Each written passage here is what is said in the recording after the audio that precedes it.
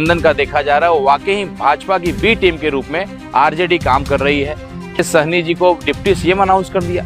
मुसलमान में क्या कोई नेता नहीं है जिसको आप डिप्टी सीएम अनाउंस कर सकते थे? नमस्कार, प्रणाम, आदाब। जो हरकतें आरजेडी की, तेजस्वी यादव जी की, महागठबंधन की चल रही हैं, उसको देखते हुए जो मेरी राजनीतिक समझ है वो साझा करने आपके बीच आया हूँ। मुकेश सहनी जी की जो पार्टी 2% वाली जो आबादी है उसको आपने डिप्टी सीएम अनाउंस कर दिया है। नया एमवाई समीकरण यह है कि मल्लाह और यादवों का समीकरण बन रहा है जिसमें से मुसलमानों को छांट दिया गया है। पिछले 10-15 दिन से मुझे लगता है कि मैंने तो तेजस्वी यादव जी की कोई सभा, कोई हेलीकॉप्टर नहीं देखा। आज इतना महत्वपूर्ण समय है लेकिन आप बंद कमरे में बैठ करके धनतेरस मना रहे हैं। पिछले 15-20 दिनों से धन की गिनती हो रही है, कौन से कैंडिडेट से कितना पैसा वसूला जा सकता है, इस पे काम किया जा रहा है। आज जो प्रेस कॉन्फ्रेंस हुआ है और पिछले कुछ समय का जो हरकत महागठबंधन का देखा जा रहा है वो वाकई ही भाजपा की बी टीम के रूप में आरजेडी काम कर रही है, क्योंकि अब इनको विपक्ष का नेता ही बना रहना है। क्योंकि भाजपा वालों ने इनको कोर्ट कचहरी का ऐसा जंजाल इनमें फंसाया है, पूरे परिवार को दोषी करार करके इनकी राजनीतिक भविष्य को खत्म करने की शायद धमकी दी गई है, साजिश हो रही है, जो भी बात है। लेकिन जो मेरी राजनीतिक समझ बता रही है, जो उनकी हरकतें हैं, उससे साफ पता लगता है कि ये रास्ता भाजपा के लिए पूरा आसान करना चाहते हैं। आप कई अपने अगल बगल के चीज़ों को देखिएगा, केवल पैसा के नाम पे टिकट को दिया गया है।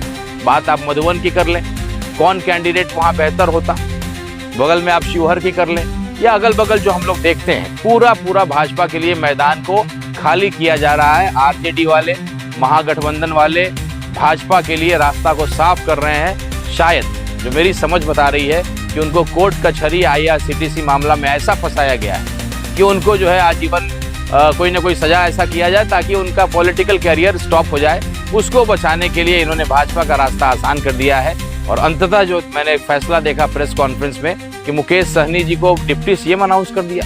मुसलमान में क्या कोई नेता नहीं है जिसको आप डिप्टी सीएम अनाउंस कर सकते थे?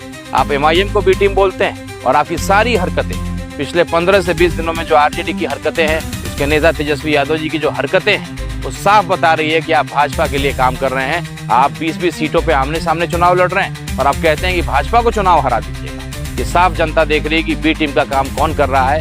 हम लोग मेहनत कर रहे हैं, संघर्ष कर रहे हैं, ईमानदारी से हम लोग लड़ रहे हैं और जनता देखेगी। अगर आप भाजपा को रास्ता साफ भी करने का प्रयास कर रहे हैं लेकिन इतनी सीटें AIMIM जीत करके आएगी कि आपको भाजपा को सरकार बनाने में जो आप मदद करने का प्रयास कर रहे हैं वो नहीं होने देंगे। क्योंकि जनता सब देख रही है, जनता को सब मालूम है, जनता को सब समझ में आ रहा है। क्योंकि अब नए कैंडिडेट को खड़ा नहीं किया जा सकता है।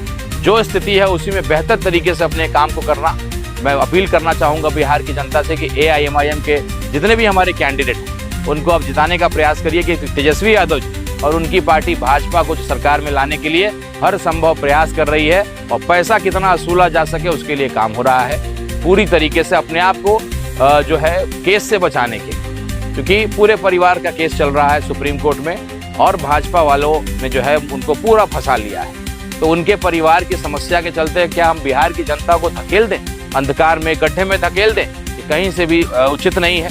इसलिए जनता से मैं आग्रह करता हूं कि आप समझिए, अपने आंखों को खोलिए और देखिए कि आरजेडी वाले क्या साजिश कर रहे हैं, भाजपा के लिए रास्ता साफ कर रहे हैं। उनकी हरकतें बता रही हैं, चाहे वो मधुबन में भी कैंडिडेट बनाना हो, शिवहर में कैंडिडेट बनाना हो, या अगल बगल के जितने भी हैं, तो अपनी राजनीतिक समझ, क्योंकि बिहार की धरती लोकतंत्र की जननी कही जाती है, यहाँ का एक आदमी राजनीतिक समझ को रखता है। तो समझिए, जो भी हरकतें हो रही हैं खास करके आरजेडी वालों की, खास करके तेजस्वी यादव जी की, संजय यादव जी की, पूरा का पूरा भाजपा के लिए मैदान साफ किया जा रहा है और पैसे की वसूली की जा रही है।